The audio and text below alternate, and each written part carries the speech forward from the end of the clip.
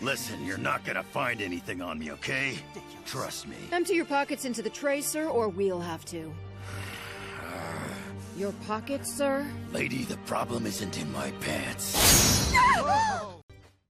Welcome back to Thinking Critical. This is Wes. It's been, I don't know, turbulent times in the X-Men fandom, but it feels like the fandom itself is as united as I've ever seen against the promotion that they're seeing for this upcoming Hellfire Gala event. I'm seeing a pretty substantial amount of readers that have been buying X-Men since Dawn of X. They're saying they're checking out. They've had enough, and they're not going to support more of this BS in the future. One of those readers, who's at least checking out for 1 month in June while Hellfire Gala happens, is the X-Men historian, the Marvel aficionado Doc. How you doing today, buddy? I have to talk about this, so it made my day worse. Well, them's the breaks when you do an X-Men show on YouTube. You got to talk about the good stuff and the bad stuff. So yes, you're checking out. You've told your comic shop, no mas for June. I'll come back to the titles I was reading before in July. Yep. I told them, you know what, just skip that entire month for everything for me. I feel like I need to, I need to send a goddamn message. I need to vote with my wallet on this one. They will not get a penny out of me for this type of nonsense. I know that, well, how are you going to talk about it if you don't read it? Well, reading it and paying for it aren't exactly the same thing. 1 month. Here on Thinking Critical YouTube, we do not advocate people pirate their comics. No, I will borrow it off of a friend. Hey, I'm just putting it out there, Doc. People might have inferred that incorrectly. Oh, yes. Do not pirate things. Piracy is bad. Bad.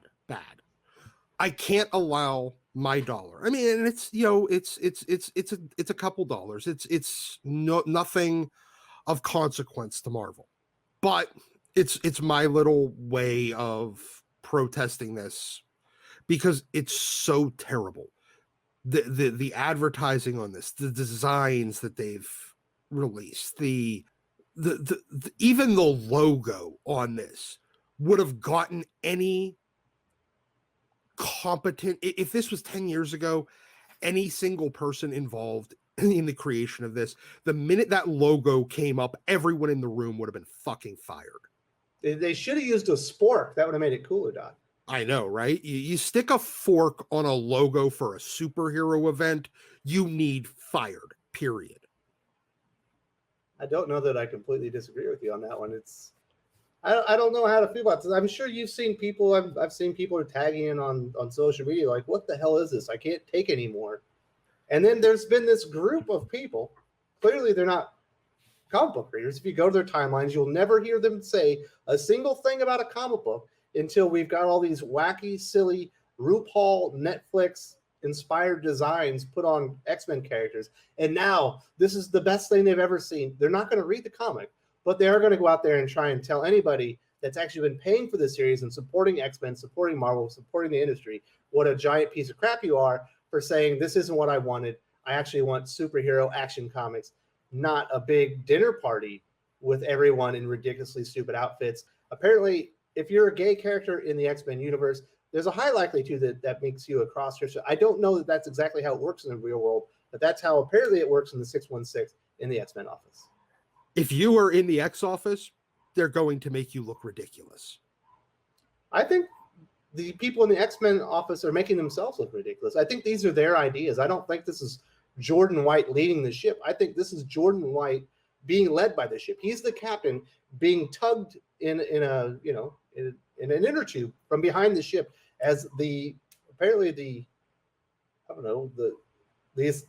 inmates are running the asylum. And they're just allowed to do whatever stupid thing that they want to, no matter the consequences, no matter how much money they can lose and how many readers they can actually drive away with a promotional campaign, which is supposed to attract people and get them excited for an event. You know what? I thought that the promotion on this was bad when it was, hey, see who we voted to be the new X-Men. And I thought that was a weak promotional tool. Like from an advertising standpoint, if you're going to advertise your superhero event and all of your focus is on who gets voted in as X-Men. I thought that was weak. And then when they spoiled it by telling us who the X-Men is, I'm like, okay, well, they'll come back with a better marketing and sales thing that'll actually drive interest. And they actually got worse. It's only getting worse. I've heard rumors, Doc. It's more embarrassing. The next wave. If it is, is this feels like a psyop to just see how far, like the aliens running the simulation are just like, let's see how ridiculous we can make this shit and people will still fucking buy it. I don't know if ridiculous is even all that bad a thing. I kind of like ridiculous. This is intentionally trying to upset, I don't even know if the word upset, but to drive readers away. It's like, what can we do that would be so uninteresting to the people that are supporting our business right here and essentially paying our salaries with their patronage? What could we actually do to drive them away? And it feels like that's what they're accomplishing. I don't get it. There's a degree in there. I mean, at some point, like for the longest time, I thought, well, look, they're kind of incompetent. It's a bunch of idiots running this office.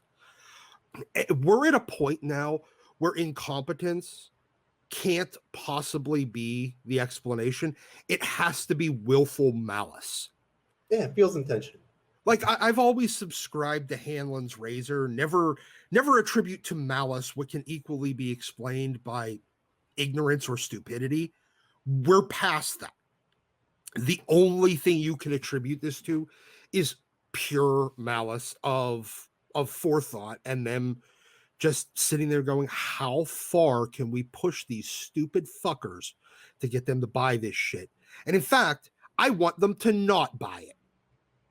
I think some people will come along for the car crash, at least for the first few issues. Maybe they'll just watch YouTube videos on here and other places just to see what's going on, because it looks so bad that it's going to pique curiosity. But the end result, whether people come in and they buy a bunch of these issues because they're just so curious, or they say, fuck it, I'm not coming back, I'm not wasting my money. I think once this is over, like, there's no coming back. I don't know that they're going to be able to do anything to bring a lot of the people that they drove away. It's probably going to need a full reboot, not with Jonathan Hickman, but with another, head of X, Jordan White, kick to the curb to actually get people to come in and maybe trust the XMen Office again. I'm at the point, like, I have no faith in anything that they're really doing. It's ridiculous. I've had people, you guys are grown men talking about fashion. Doc, do you think I want to talk about fashion?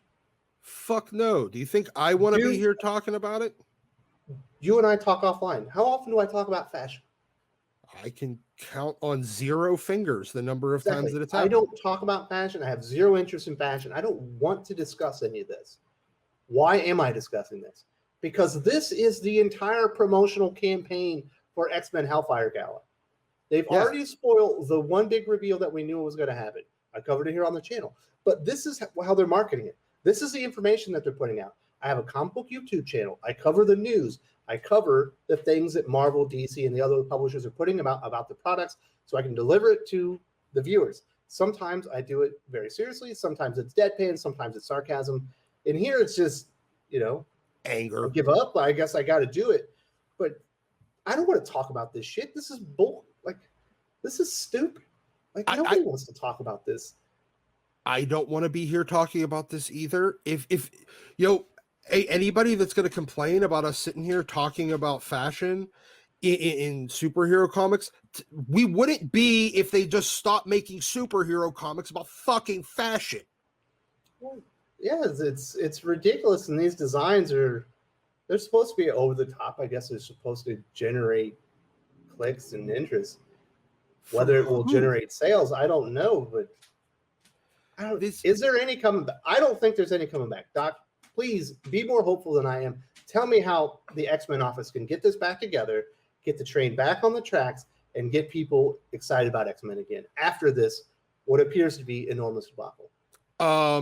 Halfway through or right at the end of this event, all of Krakoa gets nuked Moira dies and we reboot to her 11th life. That is how we fix it. Because anything short of entire nuclear annihilation for the entire mutant race isn't good enough.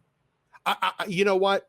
For the longest time, I never understood why, like the humans wanting to kill the mutants. You know what? Congratulations, X-Office. You made me want them extinct.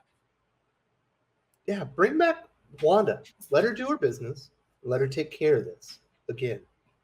Yeah, just or nuke the whole damn island, kill Moira, and reset. Because this shit is a waste of time and a waste of money. Maybe next time we won't get a limbo contest. Yeah, it's crazy, there's a character humping a rock in an event book within X-Men. It blows the mind just to think of some of the stuff that I've actually paid for doing this. Now, Doc, you've been through the good times and the bad times. Normally, you've stuck around. How often have you taken it where you're like, screw it, I'm not buying X-Men anymore? Jason Aaron's around the time of Schism and the beginning of the Wolverine and the X-Men, with the X-Men out on the West Coast and Wolverine and the X-Men at the Jean Grey School in the East Coast, and that fundamental misunderstanding. Look, if Chuck Austen didn't get me to drop the book, you have to be pretty goddamn bad. But Jason Aaron made me drop X-Men. It made me drop everything for about 2 years. And it took me about 2 years to come back. And then I ended up buying a lot of the back issues. I didn't buy them for any more than a dollar bin books. And I came back. This is... How about X-Men Red, Blue, Yellow? Did you stick around for those? I just dropped Red. I kept reading Blue and Yellow. They were bad. The color era... Blue and Gold. Yeah, blue, right. Yeah, blue, gold, and red. I read 3 issues of Red and just said, I'm not reading this. I can't. Blue and Gold, I read, I think all of. Yeah, I did read all of it. I still have all of it in my collection. Near the end, I was just kind of, it was a chore to read them. Red, I just abjectly refused. This is fucking terrible, and I won't give the money for it. So Tom Taylor's X-Men Red, which was horrendous, and Jason Aaron's Wolverine and the X-Men drove you away. Yeah. And now Hellfire Gala has done the same thing. Do you see yourself taking a 2-year break? Or it's just going to be a month, right?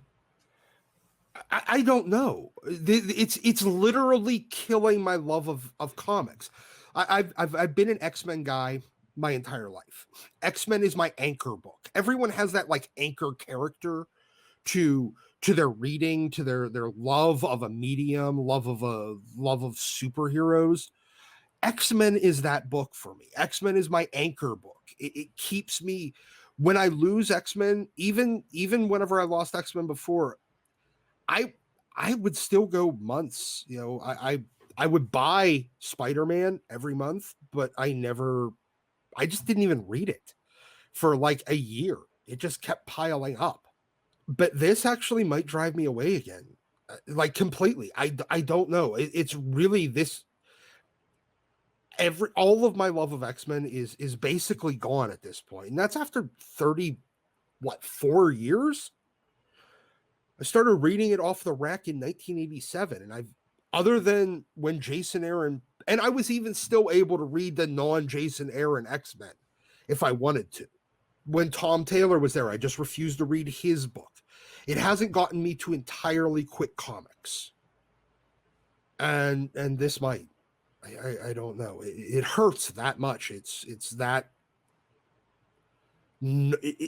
so completely disconnected from everything that everybody ever loved about X-Men. It's like they just decided, hey, you know that thing you really love? We're going to turn it into a giant fucking joke and make you and everyone else that loved it hate it. Because why not? Because, fuck it. It's just fictional characters. Who the hell gives a shit? We'll just reboot it in 2 years. You won't mind. Why will you? Will you? You know what? No, you're just going to lose. Oh, you got my business for 34, but not 35. Sorry. Fuck you, Marvel.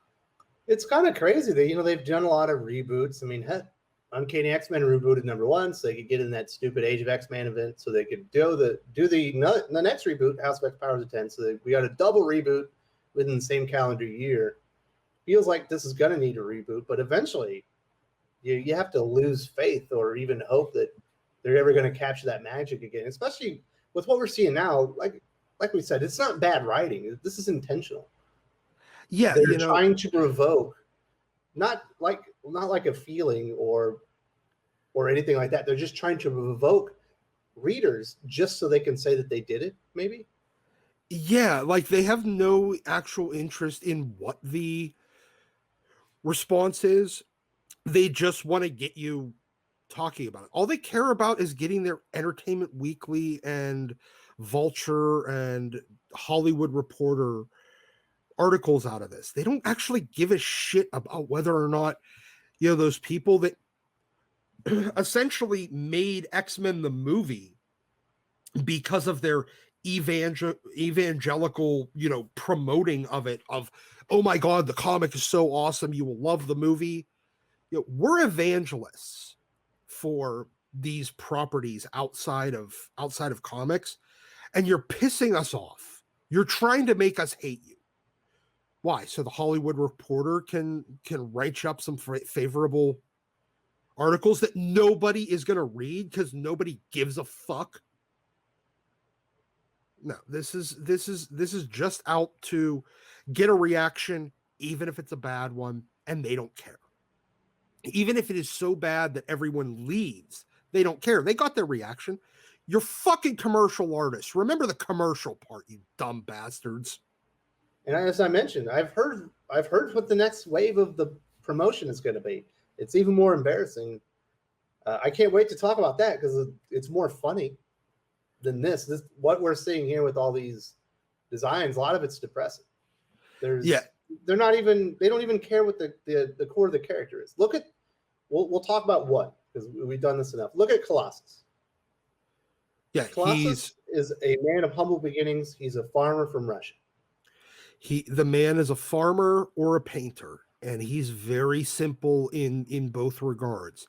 He is jeans and a beater when he's pulling a tractor in a farm, in a field, and he's jeans and an open t-shirt or an open button-down shirt and painting in the sun out in Brooklyn or the middle of the Savage Land. That's who he is. But what do we get out of him on this? We get some ostentatious bullshit that looks like it would be better suited for Mr. Sinister or Dracula. Yeah, he's essentially a bear, right?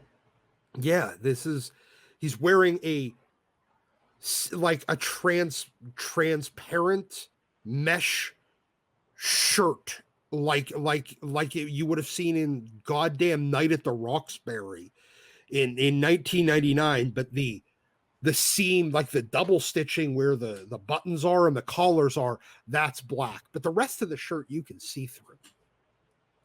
What the shit is this? I don't know. I don't understand. That has nothing to do with the character. If you're going to make these stupid outfits, you can at least accentuate the character history, the personality. But I'm telling you, they went and they watched RuPaul's Netflix show, and they picked out the dumbest outfits that they could find, the most outrageous things, and said, put these on our X-Men characters. Who cares? Not really realizing that, what RuPaul's show on Netflix is kind of like satire. It's a parody of itself. Yes. Out of all of these designs, there's 64 or so of them. I actually looked at all 64. There were 3 that I found even tolerable. And Joe and I were a little bit more forgiving. I think we said the entire X-Force teams, as far as the security, looked fine. Even that, they're basically wearing they're wearing the fetish version of a tuxedo because they're wearing black rubber. I don't know what you're talking about.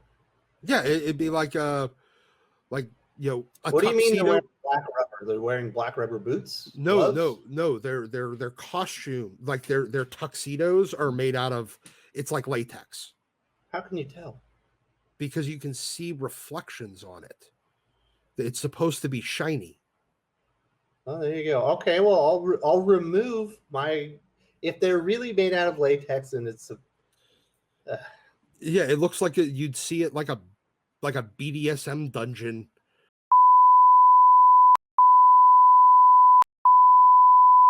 But the X-Force costumes weren't. Yeah, that was kind of terrible too. I need to take that one out. Yeah. The X-Force, they were fine in design. I don't like that they're made out of latex. Otherwise, you had Jubilee and Rogue. That's it. Those are the only two that I thought were even. I mean, goddamn, Charles Xavier looks like he's a human disco ball trying out. He's deciding which of the two robot guys from Daft Punk he wants to team up to reform the band. Yeah, that was ridiculous. I don't know. Listen, I don't want to talk about fashion. Doc doesn't want to talk about fashion. I know eventually Marvel's going to make it to the point where we just don't want to talk about X-Men, period, no matter whether it's about fashion or if it's something that we should probably be interested in. Because at this point, I feel like I'm being burned constantly just by the entire team. They should probably just kill it off. Kill Mora, reboot it, give it 2 years, and bring the fucker back. And maybe people will have forgiven or forgotten some of this horse shit that we're going through right now. Yeah. Either that or, yeah, just kill everybody and start over, because that's the only saving it at this point. Fuck you, Marvel.